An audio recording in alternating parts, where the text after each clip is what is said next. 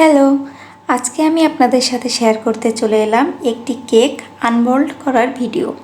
এই কেকটি মূলত আমি বানিয়েছিলাম গ্রামের বাড়িতে আসার আগের দিন রাত্রে আমার শ্বশুর বাবার জন্য। কারণ আমার শ্বশুর বাবা কিন্তু আমার হাতের এই কেক খেতে অনেক বেশি পছন্দ করে।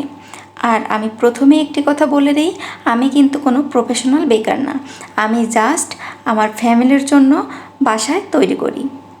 তাই আমার কাজে ভুল থাকবেই, আপনারা একটু ক্ষমাসুন্দর দৃষ্টিতে দেখবেন।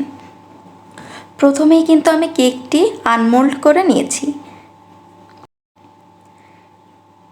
দেখুন, কেকটি কিন্তু খুবই স্পঞ্জি হয়েছে। এই কেকটি কিন্তু আমি বানিয়েছি ব্লেন্ডারে ব্লেন্ড করে এবং প্রেসার কুকারে দম দিয়ে। অনেকেই বলেন ব্লেন্ডারে ব্লেন্ড করে নাকি স্পঞ্জি কেক তৈরি করা যায় না। দেখুন, আমি কিন্তু ব্লেন্ডারে ব্লেন্ড করেই এটি তৈরি করেছি। আপনাদের রেসিপি লাগলে আমাকে জানাবেন, আমি অবশ্যই আপনাদের সাথে রেসিপিটা শেয়ার করব। আমি এবার কেকটিকে মাঝখান থেকে কেটে 2 ভাগে ভাগ করে নিব। দেখুন, আমি কিন্তু 2 ভাগে ভাগ করে নিয়েছি। কতটা স্পঞ্জি হয়েছে আপনারা দেখলেই বুঝতে পারবেন। দেখুন, কাছ থেকে দেখাচ্ছি। কেকটি কিন্তু সত্যি অনেক স্পঞ্জি হয়েছে। আর আমার হাতের এই কেক কিন্তু আমার ফ্যামিলির সবাই অনেক বেশি পছন্দ করে।